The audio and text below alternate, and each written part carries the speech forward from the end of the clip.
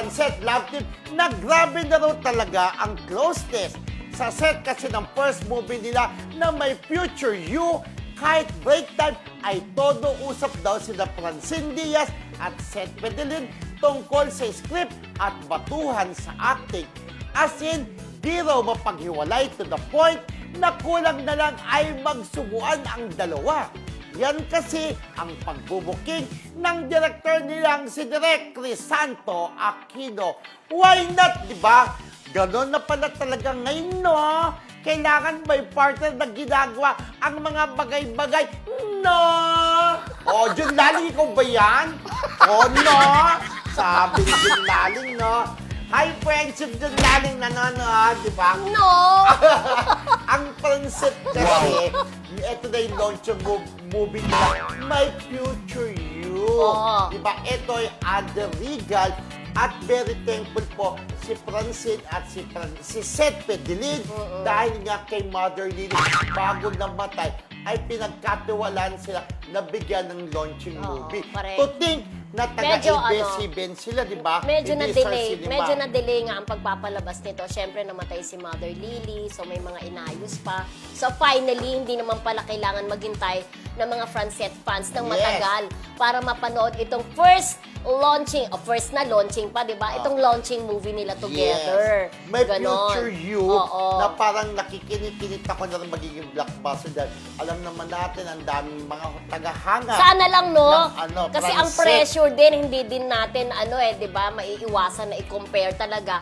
Lalo na't yung Josh Lea movie ay Yup. talaga namang kumita. Pero- So maraming nape-pressure na mga love teams na sundan yon, di ba? Correct. Kaya dapat patunayan ng mga Francet fans Oo. na sila ay talagang susuporta kagaya ng ginagawa ng mga Kim Pao. Oo. Talagang hindi pa man showy kahit next year pa man ay ang dami-dami na nilang plano na magpa-black screening, di ba? I'm Kim sure. Pao Universe, Kim Oo. Pao Australia, Kim Pao Republic, lahat ng Kim Pao Pau-Pau-Pawan, di ba? Tita sa Bongga. Francet, ayan, isa din sa mga active yan na mga ng fandom ng Francet.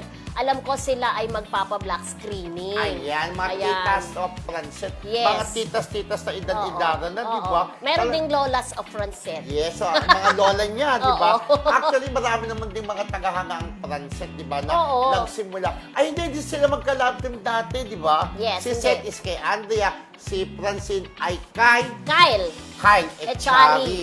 Ayan. Pero yun nga, Pero sana subaybayan nila, sana maging maganda din talaga yung movie. resulta. Kasi very important din talaga yung pelikula, yung word of mouth na tinatawag, na kapag po maganda ang movie talaga, ay maganda rin ang feedback, ang response ng tao, tapos nagiging interesado kang panoorin, di ba? Correct. Just like yung Josh Lea, just like yung Lolo and the Kid, maganda ang mga Oo. feedback ng pelikulang yan. So, ang mga tao, ay, panood nga ako nito, dapat hindi ako Pero magpahuli. pag-atsaka ang isang pelikula, sasabihin, uy, napanood mo yung pelikulang gano'n. Ay, huwag mo nang panoorin, gagas kang chapter. Di ba, huwag mo Sabi? panoorin niya. Pero pag ito, magandang pelikula, salin lahi, Salita. salin bibig, salin Anong bibig, salin lahi? word of mouth. Oo. Sasabi, uy, ang ganda ng pelikula, panoorin nyo. Kagaya nung nangyari sa Josh Lea, Oo. dahil maganda, I'm happy for you, naging blockbuster, kaya maraming nanonood. Kasi ganun yun, di ba, nakaka-influensya kapag ka may sinabi ka, uy, panoorin mo, ang ganda ng pelikula. Eh, talaga, ano yung story?